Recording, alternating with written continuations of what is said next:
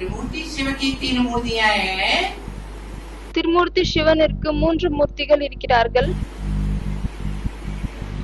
दुनिया वाले मनुष्यों ने तो उनको 3 शेर दिखा दिया। உலகத்தில் இருக்கக்கூடிய மனிதர்கள் அவருக்கு 3 சிங்கங்களை காமித்து விட்டனர். क्योंकि ஏனென்றால்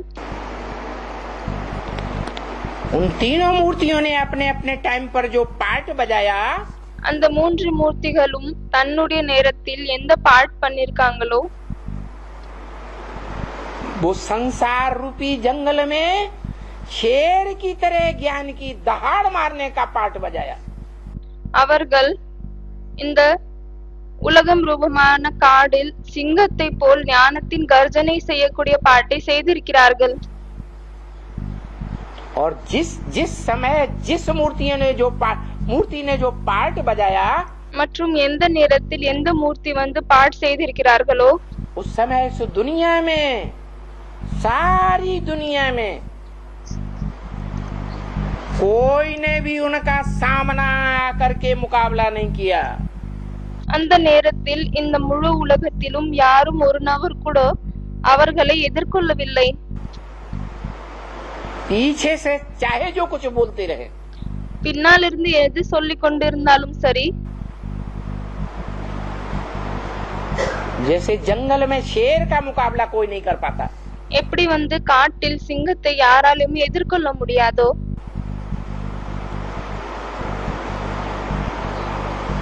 परंतु सुप्रीम सोल बाप ब्रह्म वाक्य मुरली में कहते हैं, ஆனால் சுப்ரீம் சோல் தந்தை பிரம்ம வாக்கிய முரளியில் சொல்லியிருக்கிறார், वास्तव में ये जो 3 शेर दिखाए हैं, உண்மையில் இந்த எந்த 3 சிங்கங்களை காமித்திருக்கிறார்களோ वो अपने अपने अनुभव के आधार पर அவர்கள் தன்னுடைய அனுபவத்தின் அடிப்படையில் अंधों की औलाद अंधों ने दिखाए हैं। குருடர்களின் குழந்தைகள் குருடர்கள் அப்படி காமித்து விட்டனர். जैसे अंधे होते हैं ना, எப்படி குருடர்கள் இருக்கிறார்கள் இல்லையா, उनके सामने हाथी लाकर खड़ा कर दो, அவர்களுக்கு முன்னால் ஒரு யானையை கொண்டு வந்து நிற்க வைத்து விடுங்கள்.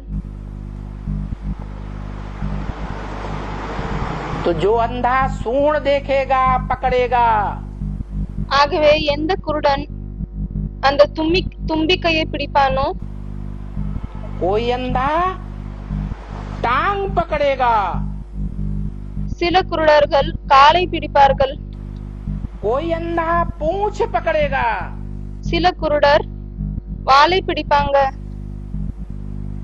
कोई अंधा पेट पर हाथ घुमाएगा, ஏதோ ஒரு குருடர் வயிற்றின் மேல் தன்னுடைய கையை சுற்றுவார்கள்.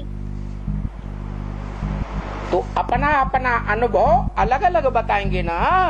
ஆகவே யார் எப்படி எதை தொடுவார்களோ அதனுடைய அனுபவத்தை தன்னுடைய விதமாக தனித்தனியாக தானே சொல்வார்கள். एक ही बताएंगे, இல்லையானால் ஒரே அனுபவத்தை தான் சொல்வார்களா? है अलग अलग बताएंगे। தனித்தனியாக தான் சொல்வார்கள். तो ये अंधों ने चित्र बनाया है 3 शेरों ஆகவே இந்த குருடர்கள் தான் இந்த 3 சிங்கத்தினுடைய படத்தை உருவாக்கி விட்டனர். का। जो आज की गवर्नमेंट नोटों पर भी छापती है, எதை இன்றைய நாளில் இருக்கக்கூடிய கவர்மெண்ட் பண நோட்டின் மீது கூட அச்சடிக்கிறார்கள். अशोक की लाट बनाए रखी है, அசோகாவின் தூணை உருவாக்கி வைத்திருக்கிறார்கள். आ माने नहीं, शोक माने दुख। ஆ என்றால் இல்லை, ஷோக் என்றால் துக்கம். ஆகவே அசோக்னுடைய அர்த்தம் என்னவென்றால் துக்கமே இல்லை. इन 3 शेरों ने दुख की दुनिया का नाश किया।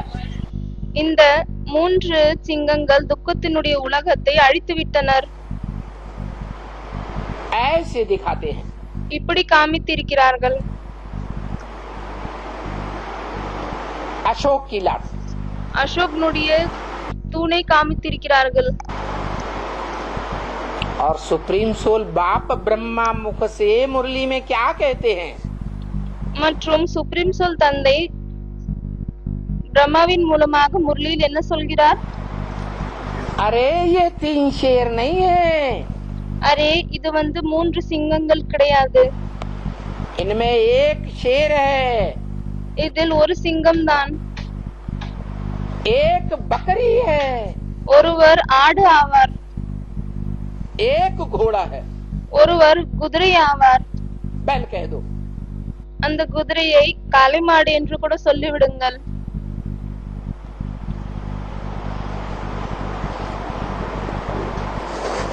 तो 3 नंबरवार पुरियों में दिखाए जाते हैं। ஆகவே அவர்களை தான் மூன்று வரிசைகரமாக இடங்களில் காமித்திருக்கிறார்கள். सबसे नीची पुरी में ब्रह्मा, இருக்கிறதிலும் கீழான புரியில் பிரம்மா இருக்கிறார், बीच की पुरी में विष्णु, நடுவில் விஷ்ணு இருக்கிறார், और सबसे ऊपर पुरी में மற்றும் மிகவும் உயர்ந்த இடத்தில் शंकर को दिखाते हैं। சங்கரை காமிக்கிறார்கள். झंडा भी ऐसा ही बनाते हैं। ஆகவே இது போலவே தான் கொடியையும் கூட உருவாக்குகிறார்கள். भारत का झंडा பாரதத்தினுடைய கொடி यादगार है 3 शरीर रूपी वस्त्रों की। இது மூன்று உடல் ரூபமாகிய துணியின் நினைவார்த்தமாகும். ये 3 रंग के 3 वस्त्र हैं, शरीर रूपी वस्त्र। இது மூன்று உடல் ரூபமாகிய துணிகள் ஆவாங்க. जिन्होंने मिलकर के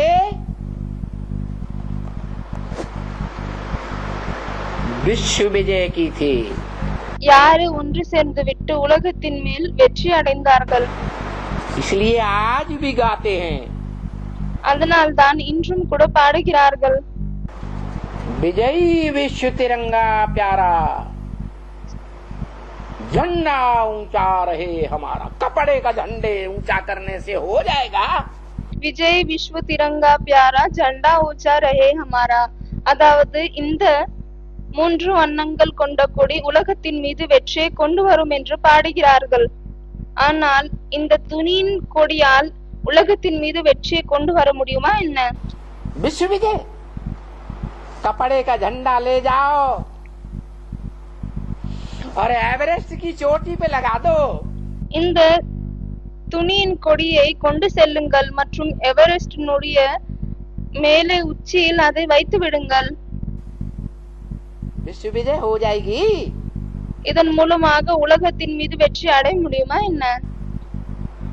अरे एक तरफ शास्त्रों में लिख दिया, அரே ஒரு பக்கம் சாஸ்திரத்தில் எழுதிவிட்டனர், शरीरम रथम विद्धे। ஷரீரம் ரதம் வித்தி. गीता में भी लिखा हुआ है। அதே போல் கீதையிலும் கூட எழுதப்பட்டிருக்கிறது. ஷரீரம் ரதம் வித்தி என்றால் இந்த உடல் ஒரு ரதமாகும். वासांस जीर्णानि यथा विहाय। கீதையிலும் எழுதப்பட்டிருக்கிறது வாசாंसि जीर्णानि यथा विहाय. जैसे मनुष्य எப்படி மனிதர்கள் पुराने शरीर रूपी कपड़ों को मनुष्य आत्मा त्याग देती है, மனித ஆத்மாக்கள் இந்த பழைய உடல் ரூபமாக இருக்கக்கூடிய துணியை தியாகம் செய்து விடுகிறார்கள் और अगले जन्म में नए वस्त्र धारण करती है। மற்றும் அடுத்த பிறவியில் ஒரு புது துணியை தாரணை செய்கிறார்கள். तो शरीर को वस्त्र कहा गया। ஆகவே துணி என்றால் இந்த உடலுக்காக தான் துணி என்று சொல்லப்பட்டிருக்கிறது. वो 3 शरीर रूपी वस्त्र हैं। அது மூன்று உடல் ரூபமாக இருக்கக்கூடிய துணிகள் இருக்கிறாங்க. नंबरवार ऊंची नीची और मध्य की स्टेज में दिखाए गए। வரிசைகரமாக உயர்ந்த தாழ்ந்த மற்றும் நடுப்புறத்தில் அந்த நிலையில் காமித்திருக்கிறார்கள்.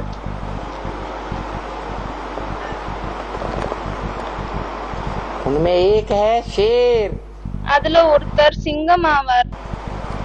और शेर भी बुद्धू शेर नहीं। அதே போல் சிங்கம் கூட புத்தி இல்லாத சிங்கம் இல்லை. क्या? என்ன? முட்டாளான சிங்கம் இல்லை. जो लाइन कहा जाता है बबर शेर எதை லயன் என்று சொல்லப்படுகிறது, அது ஹிந்தியில் பப்பர் ஷேர் என்று சொல்லப்படுகிறது. सर तो बड़ा मोटा होता है, அதனுடைய தலை மிகவும் அதிகமாக குண்டாக இருக்கிறது.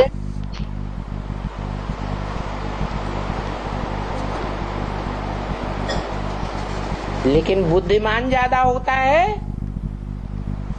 या टाइगर के मुकाबले कम बुद्धिमान होता है? ஆனால் அது அதிகமாக புத்தி கொண்டதாக இருக்கிறதா, இல்லையானால் புலியோடு ஒப்பிட்டு பார்க்கும் பொழுது அதற்கு புத்தி கம்மியாக இருக்கிறதா? है टाइगर ज्यादा बुद्धिमान चालाक होता है. டைகர் தான் அதிகமாக புத்தி கொண்டதாக இருக்கிறது, ரொம்பவே கூர்மையாக இருக்கிறது. मौका देख करके हमला करता है. அது நேரத்தை பார்த்துவிட்டு ஆக்கிரமணம் செய்கிறது. जब देखेगा अभी जीत पाने का मौका नहीं है, बिल्कुल हमला नहीं करेगा. அந்த டைகர் புலி இப்பொழுது வெற்றி அடைய வேண்டிய நேரம் சுத்தமாக இல்லை என்று பார்க்கிறதோ அப்பொழுது சுத்தமாக அது தாவாது, ஆக்கிரமணம் செய்யாது.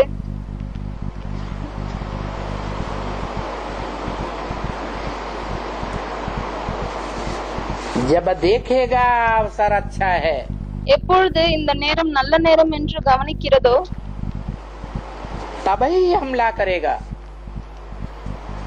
அப்பொழுதுதான் அது ஆக்கிரமணம் செய்யும். नहीं तो अपनी दबी हुई उंगली आराम से निकालता रहेगा. இல்லையானால் ஜெயிக்கக்கூடிய நேரம் இல்லையானால் மிகவும் மெதுவாக நடந்து கொண்டே இருக்கும். इसलिए आज भी यादगार है हमारे भारतवर्ष में. அதனால்தான் நம்மளுடைய பாரத நாட்டில் இன்றைய நாள் வரை கூட இந்த நினைவார்த்தம் இருக்கிறது.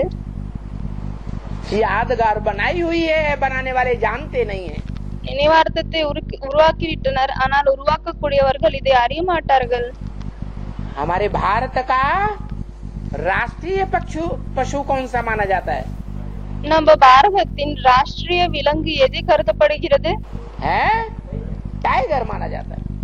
டைகர் என்று கருதப்படுகிறது, புலி என்று கருதப்படுகிறது.